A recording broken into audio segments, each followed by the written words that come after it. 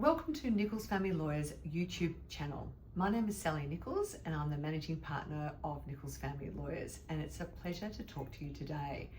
Well, I'm reflecting a little bit on 2025, and what I did notice was the number of high profile divorces, but particularly what we call grey divorces. Now, grey divorces actually constitute people divorcing probably over the age of 50, but why are they doing it? And what are the ramifications?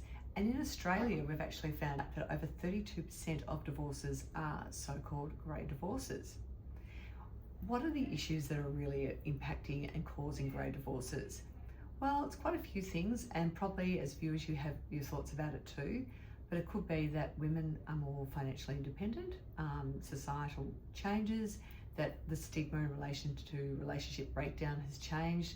There's a whole host of reasons.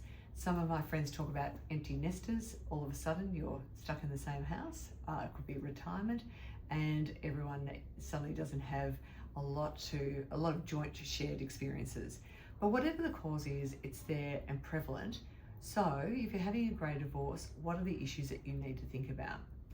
Well, divorce is difficult at any age and stage. So there's all the classic factors that we need to think about, but there are particular ones that are going to be really pertinent for people experiencing grey divorce. And that is really looking at your assets and your access to income, because you haven't got much time to build up your assets again. And that's something to seek quite a bit of financial advice about too. So there's a lot of those different issues in relation to finances that are particularly pertinent, where family lawyers and financial advisors should work in together about how to maximise a grey divorce outcome for both parties. One of them is superannuation. So how do you deal with your superannuation? And it might be that it's in one party's interest to really take the lion's share if they can, and negotiate other assets if someone is slightly older and has still got work history to build up into. So superannuation is actually an asset and it can be split. So one of the important things is to understand household finances.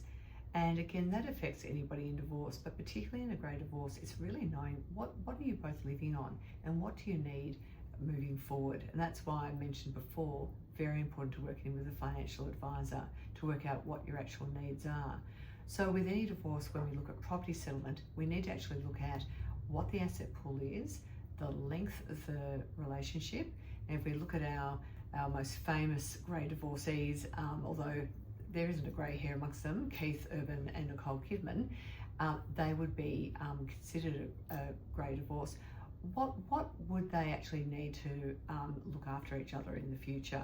It might be that there's a binding financial agreement that's been entered into before the marriage, and it's also looking at who contributed what throughout the marriage. Over a long marriage like Keith and Nicole's, 20 years, then often at the contribution stage, we call it, contributions can often offset one another. There might be some special contributions from one side of the family towards the end, but often for a long marriage where one party might have been actually focusing on raising children, one might be bringing in more income, often it's 50-50 in a typical long relationship. But then you have to look forward into the future, and so what's the access to income? Has anyone got a really prime superannuation entitlement that can be split? What else? What other sources of income? There might be investments, can there be? And how are you going to actually make that work best for both parties, and particularly for you as the client? So that's where we need to do a bit of a deep dive and to actually understand the position there.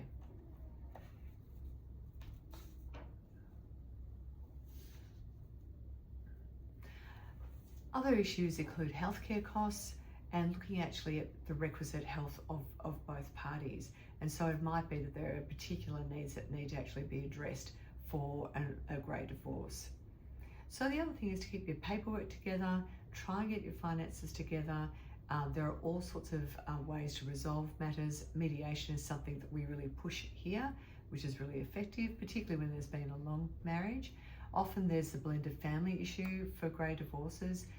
It might be that marriage isn't your typical long-standing marriage, that it's a second marriage, and we've seen a rise of those too when people are getting to be more mature.